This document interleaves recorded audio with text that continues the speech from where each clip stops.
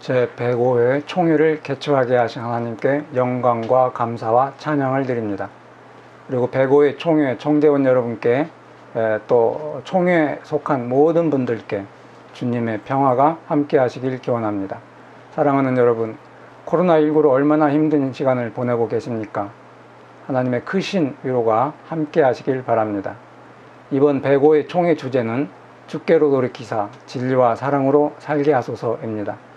총회 주제위원회는 올해가 한신개교 80주년이라는 것을 염두에 두고 이 주제를 정했습니다. 아직 우리나라에 코로나19 감염자가 발생하지 않았을 때였습니다. 그러나 2차 팬데믹의 상황에서 제105회 주제는 매우 시의적절하다는 생각이 듭니다. 지금이야말로 온 교회가 하나님 앞에서 회개하고 세상 가운데서 진리와 사랑으로 살아야 할 때이기 때문입니다. 히브리어로 회개는 전환 또는 돌아섬이라는 뜻입니다. 그에 해당하는 헬라어 메타노니아는 마음 혹은 의도를 바꾼다는 의미입니다. 종합하면 우리의 삶을 하나님 쪽으로 전향하며 이전의 마음을 떨쳐버리고 새 마음을 입는 것이 회개입니다.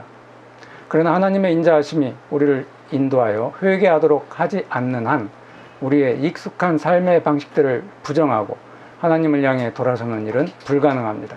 그래서 회개는 우리에 대한 하나님 자신의 고유하고 직접적인 행동의 문제와 관계되고 그리스도인의 삶은 이같이 하나님께서 죄된 우리에게 행하시는 회개의 촉구와 함께 실현됩니다. 예컨대 그리스도인들은 나태라는 죽음의 잠에서 깨어난 자들입니다. 그리스도인들은 하나님께서 깨워주셨기 때문에 깨어 있습니다. 이 깨우침이 인간을 주께로 돌아가게 합니다. 나태한 인간은 이 깨우침을 통해 잠에서 깨어나 일어서고 하나님을 향해 돌아서서 하나님의 아들을 믿는 믿음 안에서 살아가게 되는 것입니다.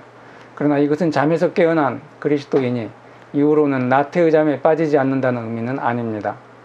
겟셋마네 제자들의 눈은 졸음에 뒤덮여 있었고 슬기로운 5 처녀들은 미련한 5 처녀들과 함께 졸며 잠에 빠져들었습니다. 그래서 언제나 새롭게 일깨워짐이 필요하지 않는 사람은 하나도 없습니다.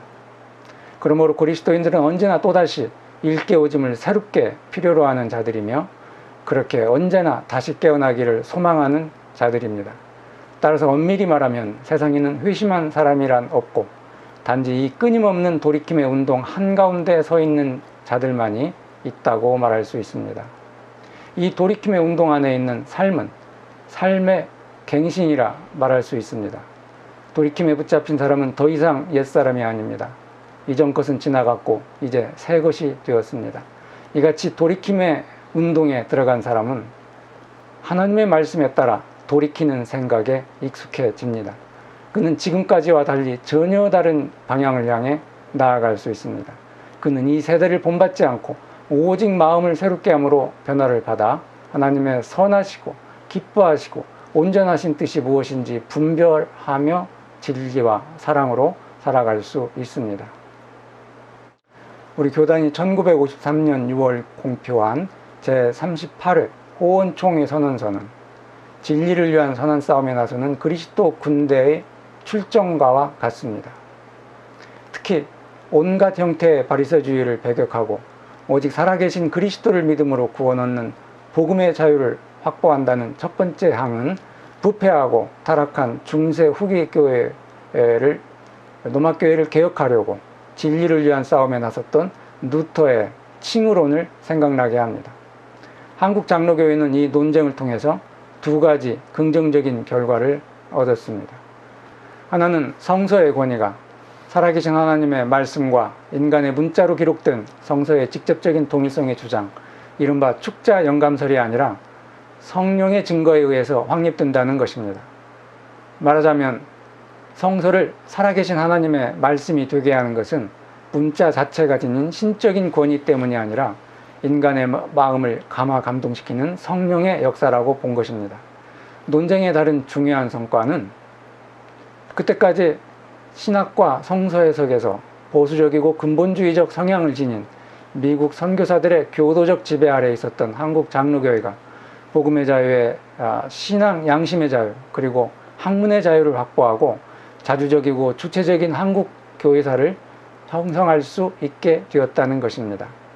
그런데 교인은 언제나 하나님의 말씀으로 돌아가 처음부터 다시 시작하는 일을 멈추는 순간 교인은 온갖 형태의 바리새주의의 위험 앞에 직면하게 됩니다. 우리는 과거 한국 장로교회의 축자영감설에서 이 위험을 봅니다. 축자영감설은 살아 역사하시는 하나님의 말씀을 인간의 문자 형태로 박제화한 것과 같습니다. 박제화된 하나님의 말씀은 그 생명력을 상실하고 인간의 손에 장악되어 그가 마음대로 처리하고 능숙하게 다룰 수 있는 대상으로 전락합니다. 그 결과 온갖 바리새주의적이고 교권주의적인 억압과 횡포와 근본주의적이고 율법주의적인 신학과 신앙 양태로 나타났습니다. 오늘 우리는 살아 역사하시는 하나님의 말씀을 날마다 새롭게 듣고 있습니까? 말씀을 따라 항상 개혁하고 있습니까? 이 질문에 그렇다라고 대답할 수 있습니까? 로마서 1장 18절에 의하면 불의로 진리를 막는 것은 인간 정신의 근원적 운동입니다. 그래서 우리는 언제나 하나님의 말씀을 따르는 돌이키는 생각이 요청됩니다. 이 돌이키는 생각을 통해서만 교회는 항상 하나님의 말씀을 따라서 다시 시작하고 출발하는 교회가 될 수 있습니다. 여기서 진리 물음이 가능해집니다. 그리스도교의 진리는 살아계신 하나님 그의 말씀입니다. 진리는 예수 그리스도의 인격과 그분이 이루신 화해입니다. 진리는 바로 이 유일무이한 기쁜 소식의 내용으로 가득 채워져 있습니다. 그런데 불의한 인간은 기본적으로 진리를 싫어합니다. 진리는 인간의 꺼리끼는 것이고 부딪혀 넘어뜨리기 때문입니다. 진리는 십자가의 도입니다. 그래서 인간은 자신을 불편하게 하는 진리의 가시를 피하려고 애쓰고 부드럽게 가공하고 번역하고 조작하고 변경하려고 합니다. 왜 진리에 그런 가시가 있을까요? 하나님께서 인간에게 진리를 말씀하시는 사건은 진리가 거짓과 투쟁하는 사건이며 이 사건을 통해서 인간이 유사 진리로 삶을 은폐하고 실제로는 거짓 속에서 살고 있다는 부끄러운 사실이 드러나기 때문입니다. 그리스도인은 이 진리를 십자가에 못 박히신 분의 인격으로 만납니다. 그분은 우리에게 자기 십자가를 지고 따를 것을 요구하십니다. 이렇게 진리 안에서의 삶은 그 진리가 우리에게 거부할 수 없는 요청을 제기하는 곳에서 비로소 시작됩니다. 그 요청을 거부할 수 없다는 것은 그 요청이 폭력과 강제로 우리에게 부과되기 때문이 아니라 우리를 위해서, 우리를 대신하여 십자가에 달리신 분의 은혜의 명령이기 때문입니다. 이 명령을 따르는 자는 진리 안에서 자유롭게 되고 우리 자신의 자기 결정 안에서 진리를 올바로 긍정하고 진리를 따라 살아갈 수 있게 됩니다. 그런데 유감스럽게도 진리를 위한 열정은 흔히 바리새주의적 열심으로 나타납니다. 그래서 하나님을 열망하며 그리스도인들을 박해하는 일이 일어납니다. 이런 일은 교회사 속에서 끊임없이 일어났고 과거 한국 장로교회 안에서도 성서에 대한 보수적이고 근본주의적인 태도와 자세를 지키려고 다른 생각과 견해를 가진 자들을 정죄하고 제명하는 일이 발생했습니다. 이와 같은 종류의 열심은 지금도 우리 안에서 여전히 그 모습을 달리한 채 온갖 분리와 차별을 만들어내고 있습니다. 바울은 로마서 10장 2절에서 그러한 열심은 올바른 지식에서 생긴 것이 아니라고 단언합니다. 진리는 사랑 안에서만 참된 것이 됩니다. 진리를 사랑으로 대변하고 사랑으로 말하지 않는다면 그 진리는 진리이기를 그칩니다. 진리를 위한 열정, 진리를 위한 투쟁도 사랑이 없으면 소리나는 구리와 울리는 꽹과리에 불과합니다. 아무리 열심히 기도하고 아무리 철저히 진리를 논하고 몸을 불사르도록 봉사해도 사랑이 없으면 아무 소용이 없습니다. 사랑은 진리와 함께 기뻐하기에 이 사랑만이 진리를 따르는 여정을 활기 있게 해줄 수 있습니다. 그러므로 그리스도교 신앙에서 결정적으로 중요한 것은 진리와 사랑을 서로 결합시키는 일입니다. 이 사랑은 아가페 사랑, 곧 예수 그리스도 안에서 드러난 사랑입니다. 이 사랑이 성령을 통해 우리 마음에 부어지고 우리를 자기중심적인 강압의 힘에서 해방할 때 우리는 하나님과 이웃을 사랑하고 그리스도를 닮은 자들로 살아가게 됩니다. 그러나 아가페 사랑을 아는 그리스도인이라도 그 사랑을 따라 살아가는 것은 그리 쉬운 일이 아닙니다. 왜냐하면 인간은 항상 에로스의 규범에 따라 살아갈 수밖에 없기 때문입니다. 실제로 우리는 아가페보다는 이 에로스에 기초된 세상에 존재하고 살아갑니다. 이 자기 중심성의 증후군이 사랑에 대한 모든 인간의 표상과 상징들 안에 자리 잡고 있습니다. 어떻게 에로스가 지배하는 사회에서 그리스도의 사랑을 전하며 아가페적인 삶을 살아갈 수 있을까요? 그 누구도 자기 스스로는 그러한 사랑의 삶을 살아갈 수 없습니다. 그런데 우리가 저 아가페 사랑을 안다고 하는 것은 이미 완전한 사랑이신 하나님의 사랑에 참여하고 있다는 것을 뜻합니다. 우리는 여전히 죄 가운데 있고 온전한 사랑의 삶을 살기에는 턱없이 부족한 자들입니다. 그러나 우리를 돌이키시는 사랑의 영이신 성령의 허락과 능력으로 말미암아 우리 가운데 불빛처럼 남아있는 사랑은 꺼지지 않고 점차 타올라 기쁘고 즐겁게 사랑의 삶을 살아갈 수 있습니다. 그리스도인의 사랑이 행해진다면 그것은 그의 박애정신, 이웃을 향한 사랑의 열정, 그의 사랑의 능력 때문이 아니라 성령의 주권적인 활동 덕분입니다. 이 성령이 우리를 위해 자신을 내어주신 그리스도처럼 우리를 자기 중심성에서 자유롭게 하여 이웃을 사랑하고 헌신하도록 하며 불의한 세상에서 불의가 아니라 진리와 함께 살아가는 것을 기뻐하게 합니다. 예수께서는 하나님과 재물을 겸하여 섬기지 못한다고 말씀하셨습니다. 세상의 악한 구조를 형성하는 수많은 요소들 가운데 예수께서 특별히 만몬을 지적하신 것은 만몬이 갖는 위력이 그 어떤 것보다 위협적이기 때문입니다. 만몬이 자본주의 경제 이데올로기에 탈을 쓰고 이 세상과 삶을 지배합니다. 이 자본주의 사회 속에서 우리가 살아갑니다. 하나님께 순종하며 동시에 만몬에게 순종할 수는 없습니다. 어떻게 우리가 이 사회 속에서 내 이웃을 자신과 같이 사랑하라는 예수님의 말씀에 순종하며 하나님만 섬기며 살아갈 수 있을까요? 더 나은 존재와 더 많은 소유의 열망 속에서 어떻게 이것이 가능할까요? 진리 안에서 빛을 바라는 사랑이 가능하게 합니다. 아가페 사랑은 이 세상의 흐름에 대한 강력한 저항입니다.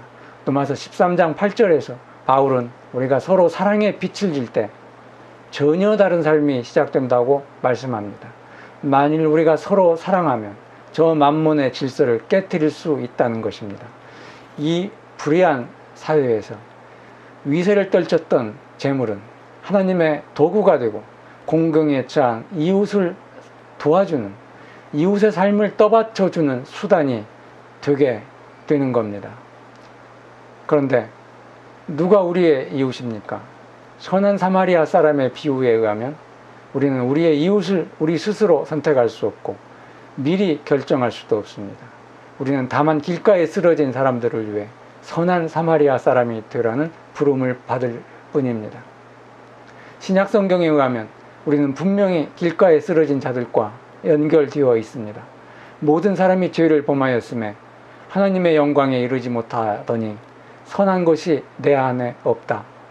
이 같은 죄의 인식과 함께 인간들 사이를 구별하는 모든 차이는 해체되고 지양됩니다.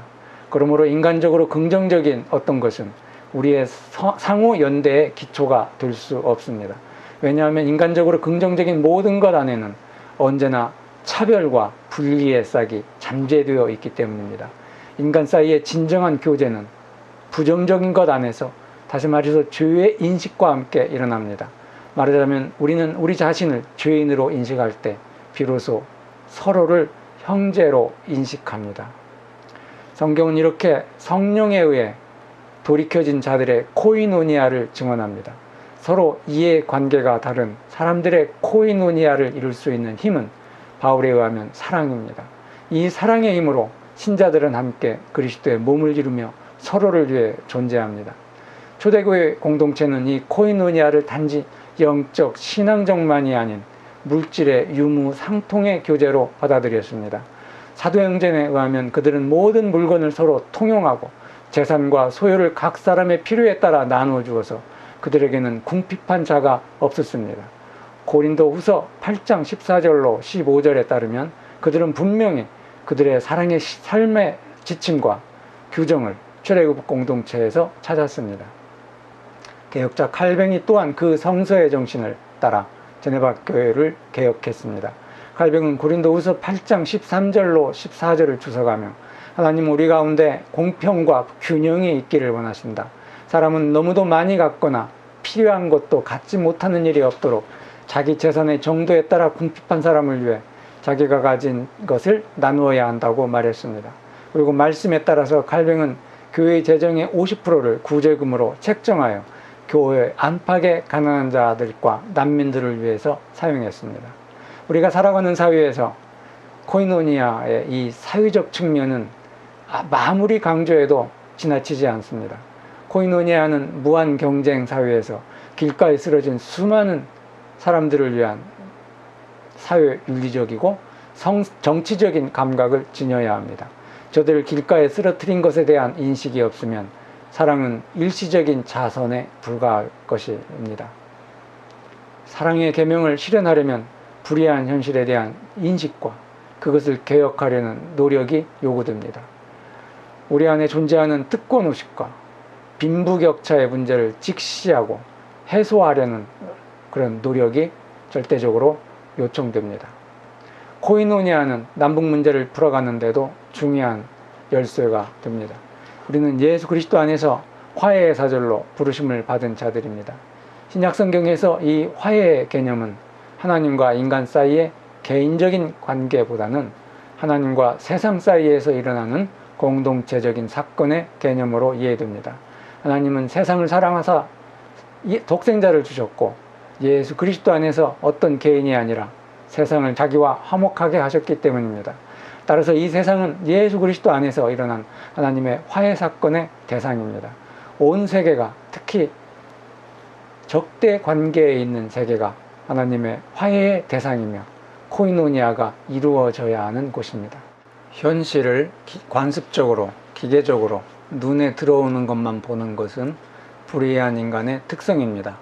사랑의 영은 뒤얽히고 숨겨진 것을 볼 수 있게 우리를 해방합니다. 이로써 한 가지 분명한 것은 전에는 소경이었지만 지금은 볼 수 있게 된다는 것입니다.